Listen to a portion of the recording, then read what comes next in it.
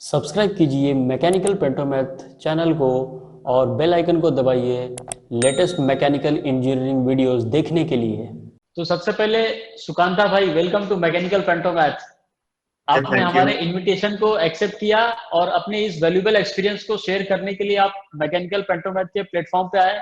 इसके लिए मैं आपको थैंक यू बोलना चाहता हूँ। Welcome, you are most welcome. तो भाई सबसे पहले तो आप अपने बारे में कुछ बता दीजिए ताकि व्यूवर्स को कुछ पता चले। मतलब तो आपने इंजीनियरिंग कैसे की, कहाँ से की और आप एनएलसी तक कैसे पहुंचे। अच्छा, तो मैंने एक्चुअली एक प्राइवेट कॉलेज में थे, Durgapur private college, BC engineering college mechanical.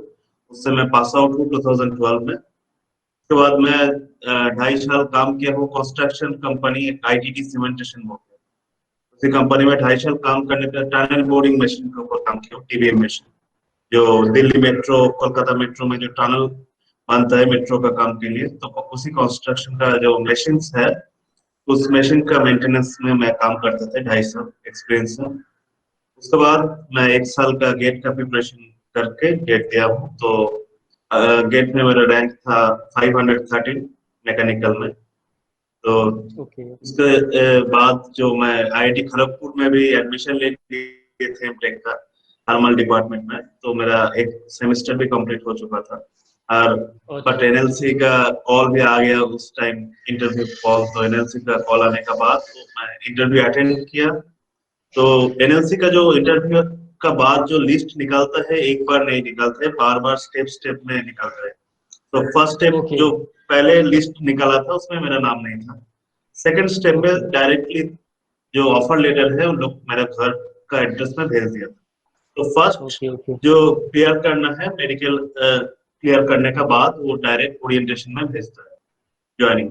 तो भाई सबसे पहले तो आप मतलब ये बताइए कि जैसे ही आपको एनएलसी से ऑफर लेटर मिला तो उसके बाद आपका ज्वाइनिंग प्रोसेस कैसा था।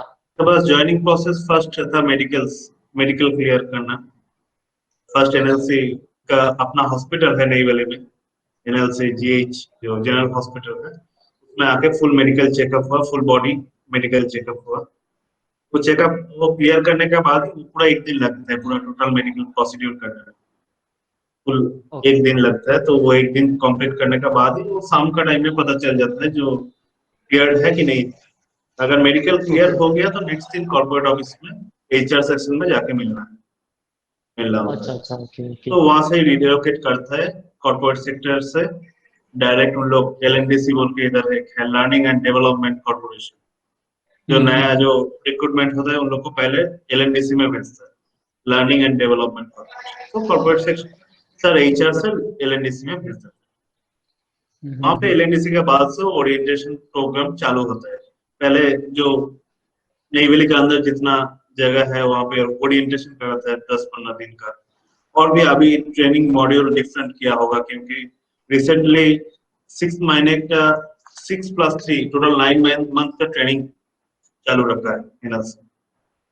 आफ्टर 9 मंथ उसके बाद प्लांट में डिस्ट्रीब्यूट कर रहे हैं, मतलब हर एक प्लांट में भेज रहे हैं। मतलब ज्वाइनिंग दे रहे हैं, एक्चुअल ज्वाइनिंग रिपोस्टिंग कर रहे हैं हर एक प्लांट में, जो जो नया बंदा है। तो ट्रेनिंग सेशन तो अभी बहुत मजबूत किया है, मतलब 6+3 मंथ टोटल 9 मंथ के ट्रेनिंग दे रहे हैं। ट्रेनिंग के बाद ही रिपोस्टिंग करके प्लांट में भेजा जाता है। हाँ। Okay okay. अच्छा, काफी लंबी ट्रेनिंग चलती है मतलब वहाँ पे। हाँ, तो लंबी अभी अभी रिसेंटली ट्रेनिंग पीरियड बहुत लंबा हो गया, मतलब नियरली 9 मंथ ट्रेनिंग देता है। अच्छा ट्रेनिंग देता है, मैनेजरियल सेक्शन भी देता है, ऑपरेशन के बारे में भी देता है। हर एक जगह पे लेके भी जाता है। नॉर्मली जो नई दिल्ली का एनपीटीआई एक है, नेशनल पावर ट्रेनिंग इंस्टीट्यूट, वहां पे भी ले जाके ट्रेनिंग देता है। आईआईएम त्रिची में ले जाके ट्रेनिंग देता है। ऐसा इस तरीके से हर एक जगह पे भेजा जाता है मैनेजरियल एंड ऑपरेशन ट्रेनिंग। तो कॉर्पोरेट बिहेवियर डेवलप के लिए भी ट्रेनिंग दिया जाता है, एज वेल एज जो टेक्निकल चीज में operation, what is boiler, boiler का किस टाइप का बॉयलर है, उसका ऑपरेशन क्या है। Similarly the case of the turbine, hmm. Generator. उसके बाद इंस्ट्रूमेंटल सेक्शन को जो क्या लॉजिक में ये प्लांट चल रहा है, तो हर एक चीज का एक बेसिक ओवरव्यू ट्रेनिंग वहां पे दिया जाता है। ओके ओके, तो मतलब जितने भी डिपार्टमेंट्स होते हैं, ठीक है, हर एक चीज के बारे में यहाँ पे ट्रेनिंग दी जाती है। ट्रेनिंग दिया जाता है। First okay okay. फर्स्ट जो 9 मंथ ट्रेनिंग देते हैं उसका ऊपर ट्रेनिंग होता है, managerial training as well as technical. अच्छा अच्छा, ओके। और मतलब ट्रेनिंग देने के बाद फिर डिपार्टमेंट का अलोकेशन कैसे होता है? ट्रेनिंग देने के बाद एक्चुअली जो जिस डिपार्टमेंट से, जो मैकेनिकल, इलेक्ट्रिकल, C&I, जो जिस डिपार्टमेंट है उसी डिपार्टमेंट के हिसाब से वो एलोकेट किया जाता है। जो मैकेनिकल का होता है मेनली शिफ्ट ऑपरेशन में जाता है, नॉर्मली शिफ्ट अच्छा ऑपरेशन में जाता है। कोई कोई किसी किसी को मेंटेनेंस में भी डाल देता है, वो डिपेंड करता है कि कहाँ पे वैकेंसी है, सुटेबल है कि नहीं वो पर्सन उसी जगह के लिए, ये देख के वो भेजता है विषय। अच्छा अच्छा, और ओके। जो C&I का है, that means control and instrumentation का जो है, तो उन लोग के लिए उसका अपना डिपार्टमेंट है, कंट्रोल इंस्ट्रूमेंटेशन, वहां पे भेजा जाता है। इलेक्ट्रिकल का भी नॉर्मली यहाँ पे शिफ्ट ऑपरेशन में इलेक्ट्रिकल वाले को भी डालता है, जो इलेक्ट्रिकल का बंदा है। और एक दो तीन सेक्टर है वहां पे भी उधर को भेजता है। हाँ। जैसा इलेक्ट्रिकल ऑपरेशन सर्विस एक अलग डिपार्टमेंट है जो एफिशिएंसी कैलकुलेशन करता है, और दूसरा कोई स्पेशल ऑपरेशन में हेल्प करता है, उसी डिपार्टमेंट में। तो अच्छा डिपेंड अच्छा, करता है जो ओके। कहाँ पे एलोकेशन करेगा, वो पहले एक यूनिट में डाल देता है, यूनिट 1 इसका किसी यूनिट में डाल दिया। यूनिट का जो, तो वो डिसीजन यूनिट हेड लेता है कि उसको कहाँ पे रखेगा, ऑपरेशन में रखेगा क्या मेंटेनेंस में रखेगा क्या दूसरे जगह पे डालेगा। Okay okay okay. तो बेसिकली अगर हम लोग सिर्फ मैकेनिकल की बात करें तो उसके लिए दो ऑप्शन है, या तो ऑपरेशन या तो मेंटेनेंस। हाँ यस, मैकेनिकल का दो ही ऑप्शन है, शिफ्ट ऑपरेशन है अदरवाइज मेंटेनेंस, ओके ओके। ये और जगह पे। और और दोनों ही मतलब दोनों ही प्रोफाइल में शिफ्ट में जॉब करनी होती है या नॉर्मल जनरल? मेंटेनेंस नॉर्मल है, मेंटेनेंस 9 to 5 जॉब है मेंटेनेंस ओके। का। हम्म। बट शिफ्ट ऑपरेशन वो चीज है जो 2 बजे जो 3 शिफ्ट चलता है, morning shift, day shift and night shift. तो मॉर्निंग अच्छा शिफ्ट अच्छा। होता है 6 o'clock to 2 o'clock, 8 घंटा, हम्म। 6 बजे से 2 बजे तक। हम्म। सेकंड शिफ्ट होता है जो सेकंड शिफ्ट और डे शिफ्ट जिसको बोलते हैं, 2 बजे से 10 बजे तक होता है, और नाइट शिफ्ट हम्म। 10 से 6 होता है, मतलब 8 hours ईच शिफ्ट। अच्छा अच्छा, और ये रोटेशनल होती है, मतलब 2 दिन रोटेशनल, मॉर्निंग में, दो दो दिन दिन 2 दिन मॉर्निंग, 2 दिन डे, 2 दिन नाइट होता है। उसके बाद एक दिन वीकली ऑफ देते हैं। नेक्स्ट दिन जो है वो रिलीविंग ग्रुप डे बोलते हैं, जो रिलीविंग ग्रुप डे मतलब वो ट्रेनिंग होता है, जो जो अच्छा। ऑपरेशन का पर्सन उसको ट्रेनिंग में भेजा जाता है, एक दिन का ट्रेनिंग। मतलब कोई भी टॉपिक के ऊपर एक क्लासरूम चलता है, उसके बाद फिर सेम शिफ्ट रोटेट होता है, 2 मॉर्निंग 2 डे 2 नाइट, फिर अच्छा रोटेशनल। अच्छा। तो भाई ये जो प्रोफाइल की चॉइस है, मतलब इधर ऑपरेशन में जाना होगा या तो मेंटेनेंस में जाना होगा, तो ये कंपनी डिसाइड करती है या मेरे पास ऑप्शन होता है कि मैं डिसाइड करूंगा मुझे इसमें जाना है या इसमें जाना ना, ये कंपनी डिसाइड करता है, वो उसका जहाँ पे वैकेंसी है उसके ऊपर डिपेंड करके ये है? अच्छा चीज अच्छा, ओके। हमारा हाथ में अच्छा अच्छा, ओके। तो भाई अब जरा मतलब इसके बारे में बता दीजिए, जैसे ऑपरेशन से मुझे पता चल रहा है कि वहां पे सिस्टम को देखना होता है कि कैसे काम कर रहा है प्लांट अच्छे से, उसके पैरामीटर्स चेक करने होते हैं, और मेंटेनेंस से भी पता चल रहा है कि मशीन में कुछ प्रॉब्लम है तो उसको रिपेयरिंग हो गया या है। रिप्लेस करना एग्जैक्ट। है, तो वो सब चीजें होती होती होगी ना। तो इसके अलावा और भी कुछ डिटेल में अगर आप बताना चाहें तो। मेंटेनेंस का एक्चुअली डॉक्यूमेंटेशन भी है मेंटेनेंस के साथ, जो कितना स्पेयर्स है और मेरे को कितना स्पेयर्स चाहिए उसका रिक्विजिशन देना, परचेज करने के लिए, प्रोक्योरमेंट के लिए, ये डॉक्यूमेंटेशन, कॉन्ट्रैक्ट्स, ये सब डॉक्यूमेंटेशन। ये अलावा भी पूरा मेंटेनेंस, मतलब अब जो अभी बताया जो मशीनरीज मेंटेनेंस के ऊपर काफी हम्म। एक्सपीरियंस मिल जाता है मेंटेनेंस। अच्छा अच्छा, ओके। सिमिलरली ऑपरेशन में, एक्चुअली ऑपरेशन का पार्ट है बोर्ड ऑपरेशन, जो बंदा बोर्ड में बैठता है। एक्चुअली यहाँ पे जो ऑपरेशन होता है मैक्सिमम प्लान में BTG operation, boiler turbine generator, मतलब 3 आदमी होता है एक बोर्ड में, एक यूनिट का बोर्ड में। वो 3 आदमी को तीनों का बारे में नॉलेज होना जरूरी है। मतलब हर एक बंदे को बॉयलर को भी नॉलेज होना जरूरी है, टरबाइन को भी एंड जनरेटर, मतलब बेसिक नॉलेज होना जरूरी है। तो अच्छा अच्छा। इसीलिए ये ऑपरेशन को बोलते हैं BTG operation, boiler turbine generator operation. तो इसका ही ट्रेनिंग पहले दिया जाता है। जो फर्स्ट 6 मंथ 6+3 मंथ 9 मंथ का जो ट्रेनिंग देता है वो फर्स्ट ये बीटीजी ऑपरेशन के बारे में ट्रेनिंग दिया जाता है बेसिकली, एंड उसका साथ सम मैनेजरियल बिहेवियर ट्रेनिंग ये सब दिया जाता है। अच्छा अच्छा, ओके। काफी मतलब सिस्टमैटिक है आप एनएलसी में चीजें सिस्टमेटिक है, पूरी ट्रेनिंग तरह से। प्रोसीड्यूर सिस्टमेटिक है, वहां पे जाने के बाद भी जो ट्रेनिंग होता है वो भी सिस्टमेटिक है, सीनियर्स भी काफी अच्छा है, वो हेल्पफुल है, मतलब हर एक चीज में मदद करेगा यहाँ पे आने के बाद, कोई प्रॉब्लम नहीं हो, मतलब तो एक्सेप्टेंस भाई बहुत अच्छा है पीपल का। ये भी है ना, वर्क कल्चर में जाके पीपल एक्सेप्ट कर रहे हैं कितना एक नया बंदे को, ये एक्सेप्टेंस बहुत ही बेटर है, ये नई वाले के अंदर भी बहुत बेटर है, मतलब गाइड करता है, गाइडेंस देता है सीनियर्स, हर एक सीनियर्स बहुत ही अच्छा है। ठीक है भाई। तो अब मैं पूछना चाहता हूँ कि जैसे जो शिफ्ट लगती है तो उसमें अगर बंदा मान लो नाइट शिफ्ट में काम कर रहा है तो उसे कुछ एक्स्ट्रा अलाउंस मिलता है उसका? जो शिफ्ट ऑपरेशन में टोटल ये शिफ्ट ऑपरेशन में रहता है उसका एक्स्ट्रा अलाउंस मिलता है, बट वो ट्रेनिंग पीरियड में नहीं मिलता है। फर्स्ट वो एक ईयर जो ट्रेनिंग पीरियड है उस टाइम नहीं मिलता है, ट्रेनिंग खत्म करने के बाद ही वो मिलता है। लम्प सम हार्डनेस अलाउंस देता है, लम्प अच्छा सम अच्छा। हार्डनेस अलाउंस, बिकॉज वो एक अमाउंट वो डिपेंड करता है उसका पोस्ट के ऊपर हिसाब से, पोस्ट हिसाब से एक्स्ट्रा अमाउंट मिलता है। जो शिफ्ट में काम करते हैं उसको ज्यादा मिलता है, जो नॉर्मल 9 to 5 करते हैं उसको डिफरेंट अमाउंट। Okay okay. तो ये जो है जो आपने बताया hardness allowance for operation people, तो ऑपरेशन वो को ज्यादा कितना अमाउंट मिलता है? कितना मिलता है वो monthly? Actually after training period वो 3,000 मिलता है, 3,000 एक्स्ट्रा जो मिलता है अच्छा अच्छा, ट्रेनिंग ओके। पीरियड। जो 5 to 10 करता है उसको 1,500 मिलता है, तो 1,500 का एक्स्ट्रा वही, अच्छा अच्छा, वही नॉमिनल है। मंथली। अच्छा अच्छा मंथली 1,500 एक्स्ट्रा।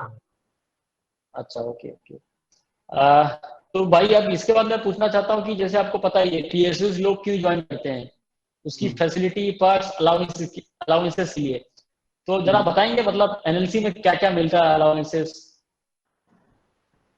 पीएसयू स्ट्रक्चर के हिसाब से इधर भी जो बेसिक का ऊपर जो डीए है, आईडीए इंडस्ट्रियल क्लियरेंस अलाउंस जो देता है वो हाँ हाँ। प्लस कॉमन अलाउंस पूरा सब मिला के भी एक 35% जो कॉमन अलाउंस वो भी देता है। ये है अच्छा। टोटल स्ट्रक्चर, मतलब हम्म। ये अमाउंट ही टोटल आता है। उधर से जो पीएफ कटता है, पीएफ का amount 12% of the PF amount कटता है, और दूसरा और इलेक्ट्रिसिटी होम ये के बारे में जो नॉमिनल जो चार्जेस है वो सभी हम्म। नॉर्मली। अच्छा अच्छा अच्छा अच्छा। और मेडिकल मेडिकल का क्या है, मतलब कैसा मेडिकल प्रोसीजर है? फैसिलिटी यहाँ पे एनएलसी का अपना ये है, हॉस्पिटल है जो नई दिल्ली में जो रहता है उसके लिए अपना हॉस्पिटल है।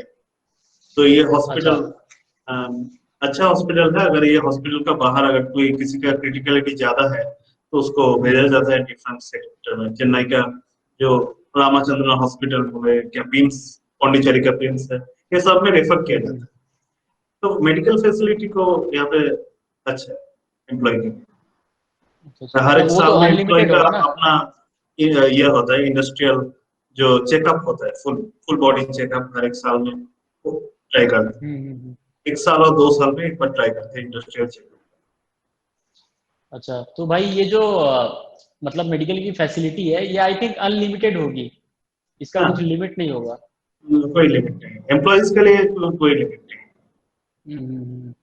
That's a good good point I think क्योंकि ये काफी इंपॉर्टेंट फैक्टर है, बहुत ही हाँ, ज्यादा इंपॉर्टेंट exactly, फैक्टर है। exactly।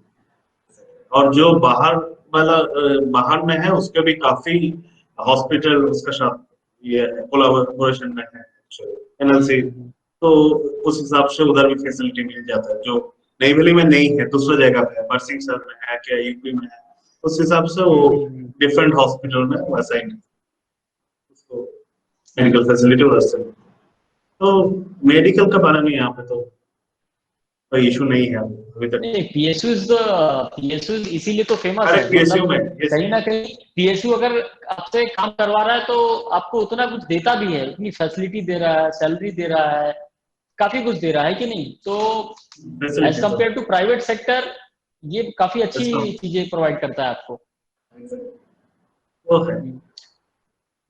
अब भाई हम लोग बात करेंगे सैलरी की कि मतलब बंदा जैसे ही ज्वाइन होता है तो ट्रेनिंग पीरियड में क्या मिलेगा, और जैसे ही ट्रेनिंग कंप्लीट होती है उसके बाद उसको क्या मिलता है सैलरी?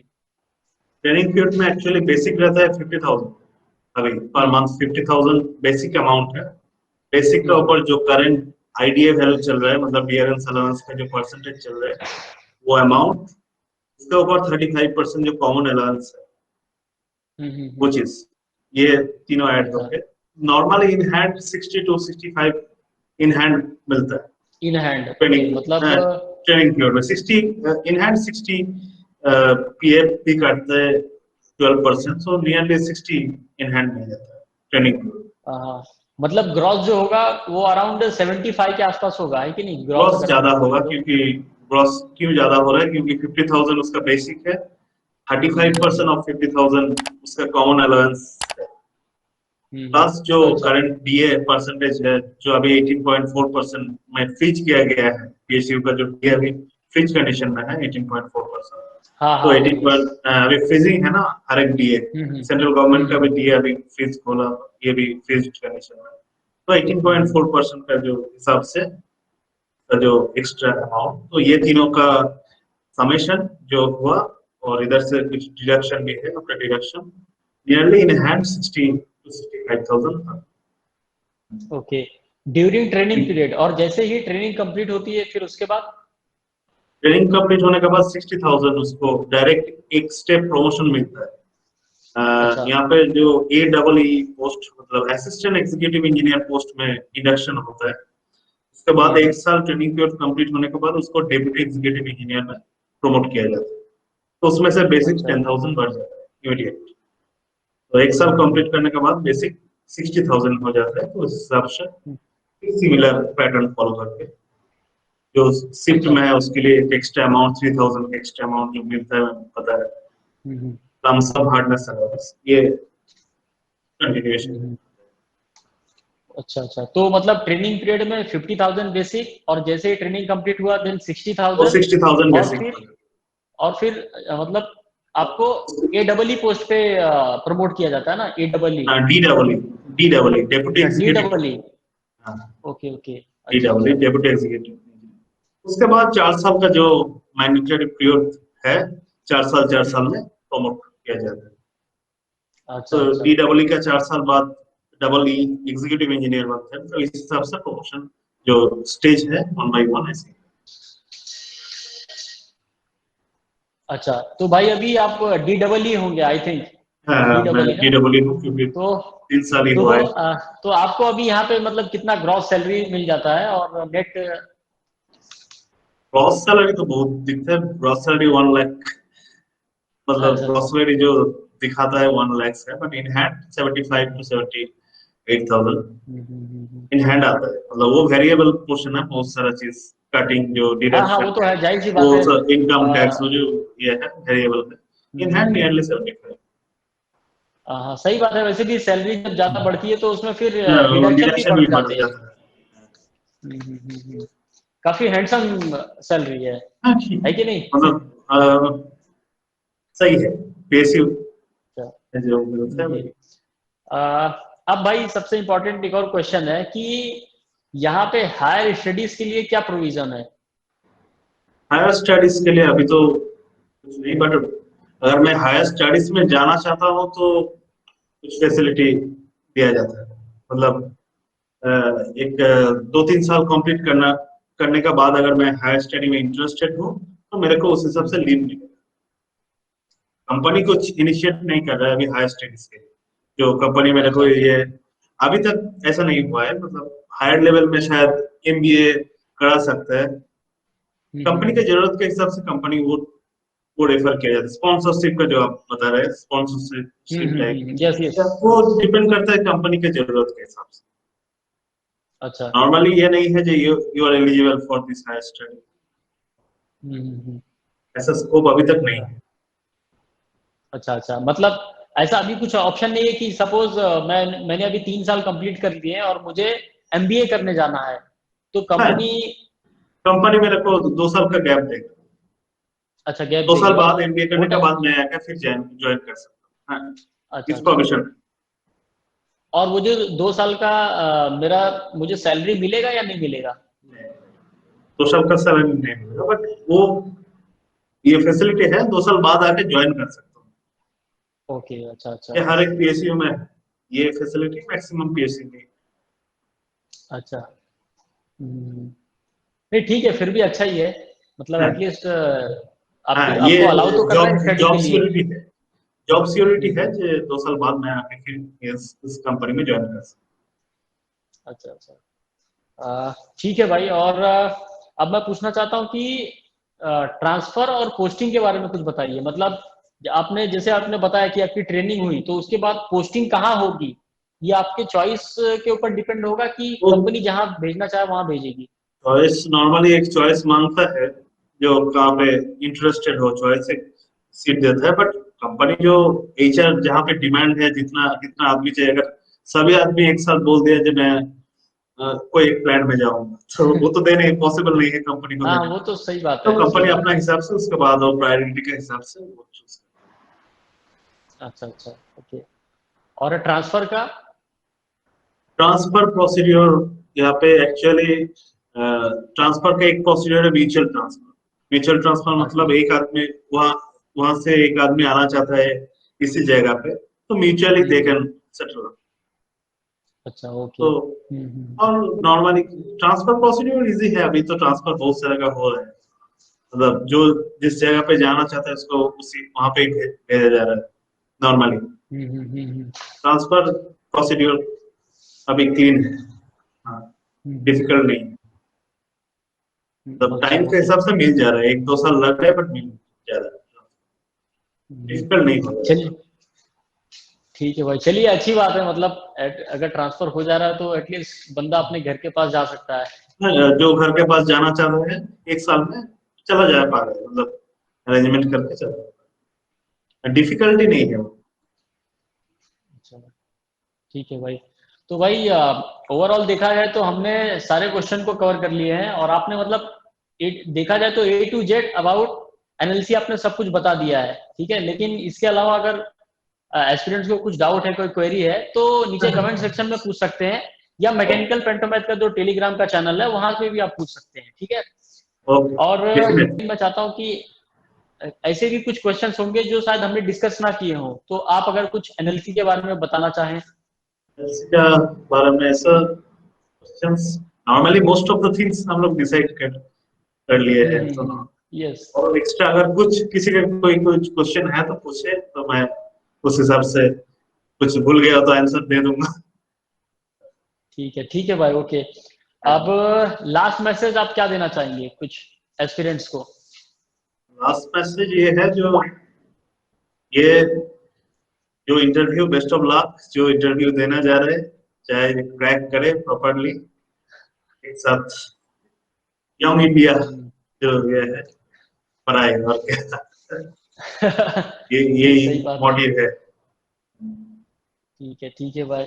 इंटरव्यू सो सही से क्रैक करना ही ये है। Best wishes for them, all the best for all of the person who are willing to come in the interview, they can crack it properly. Definitely crack कीजिए, और सुकांता भाई से जरूर मिलिए। ओके। ऐसा होगा, मतलब कुछ कैंडिडेट्स जो हाँ, इसमें जो वीडियो देखेंगे उसमें से कुछ लोग जरूर आपसे मिलेंगे, इतना तो मैं बोल सकता हाँ, हूँ, क्योंकि ये तो होता अब है इतने सारे लोग देखेंगे तो डेफिनेटली वो तो मिलेंगे ही। डेफिनेटली। चलिए, अच्छा है भाई।